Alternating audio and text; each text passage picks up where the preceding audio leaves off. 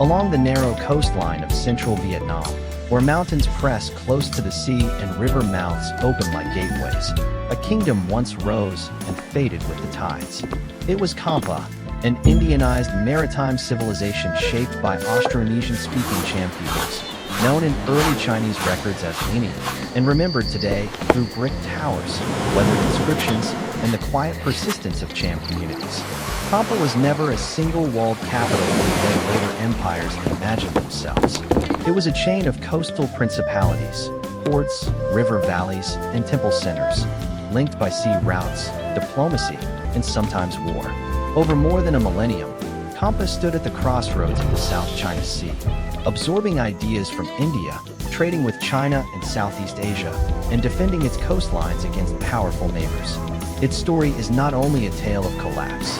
It is a story of architecture that still breathes in red brick, of commerce that once carried goods across oceans, and of a civilization that did not vanish overnight, but slowly dimmed, leaving traces that still shape the region's cultural memory. To understand Champa, begin with geography. The Cham heartlands stretched along the central Vietnamese coast, where fertile pockets were separated by rugged passes. This landscape encouraged maritime life. Ships could stitch together what land routes could not. Over centuries, Champa's identity grew from sea trade and religious networks. Hindu traditions, especially devotion to Shiva, became central to royal legitimacy, while local deities remained deeply rooted in Cham belief. Temples rose not only as places of worship, but as political statements, sacred mountains made of brick, visible to travelers and merchants approaching the coast. At Mai Son, hidden in a valley near present-day Quang Nam, Cham rulers built a sanctuary that endured from roughly the 4th to the 13th century, a living archive of kingship and ritual.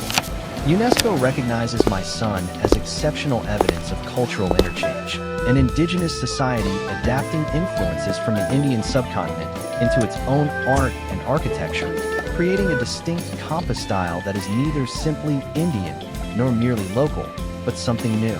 Champa's coastline also carried other sacred centers. Near modern Nha Trang, the Nagar Tower complex, dedicated to the goddess Yen Nagar, later associated with Hindu goddesses and known in Vietnamese tradition as Thien Huy Ton Mao, reflects how Cham religion blended royal cults with powerful local divinities. In the late 9th century, Champa's religious landscape expanded further. At Indrapura, near present-day Dongkyu, a Cham king, Indravarman II, founded a major Buddhist monastery in 875, marking a notable shift in a civilization best known for Hindu temples. This was not a simple replacement of one faith by another, but evidence of a kingdom connected to wider currents across Asia, where trade routes carried not only ceramics and spices, but ideas, scriptures, and styles. Commerce was Champa's bloodstream. Positioned along the maritime highways of the South China Sea, Cham ports and coastal communities helped connect China, island Southeast Asia, and the Indian Ocean world.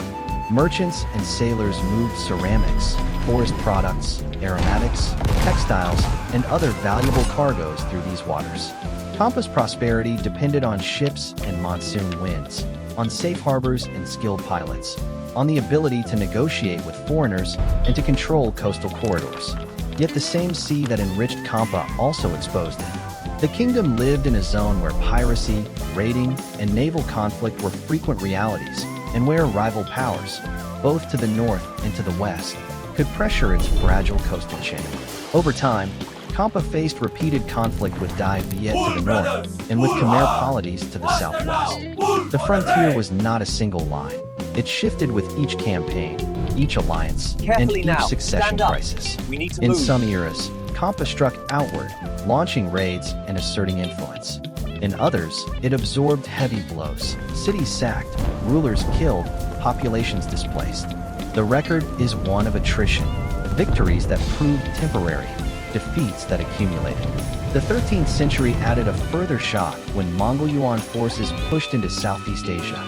Champa endured this turbulence alongside its neighbors. Through all of it, if we follow the river internal here, structure, we multiple bypass their centers defenses. rather than one unchallenged capital, provided flexibility, but also vulnerability. When one region suffered, power could shift southward. We But that cannot same accept this fragmentation made coordinated defense harder when pressure intensified. The By the late agreement clearly 15th states century, otherwise. the balance turned decisively. In 1471, Dai Viet forces under Lu Tontong captured Champa's northern capital region of Vijaya, a catastrophe that broke Champa's power in the north and accelerated a long contraction.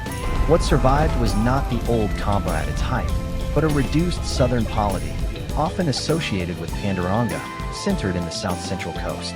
In the centuries that followed, this remaining Cham realm lived in the shadow of expanding Vietnamese states, particularly the Nguyen lords, who pushed south in the long movement later called Nam Tien. Autonomy narrowed. Political titles changed. The language of vassalage and administration gradually replaced the language of independent kingship. Finally, in 1832, during the reign of the Nguyen Emperor Min Mei, the last vestiges of Cham political autonomy were abolished and Presenting the incorporated more decree directly on into behalf the of the Vietnamese court. state. The kingdom, as a sovereign entity, Received was with gone. honor But a and kingdom's gratitude. end is not the end of its people or its culture. Cham communities continued, some remaining in what is now Vietnam, others migrating and forming diasporas, including in Cambodia. Their traditions adapted, as they always had, maintaining languages, crafts, and religious practices in changing political landscapes. The brick towers remain, too, my son, Nagar, and many others, standing as monuments to a civilization that once linked sea routes and sacred valleys, that balanced local gods with imported cosmologies, and that wrote its history into stone and fired brick. When we call Champa lost, we do not mean it is erased. We mean its power faded from maps, while its traces endured in the ground, in architecture, and in living communities. The real mystery is not that Champa disappeared, but that so much survived, enough to let us glimpse a world of temple smoke and ocean wind, of trade and war, of brilliance that dimmed slowly, leaving the coastline marked with quiet, stubborn memory.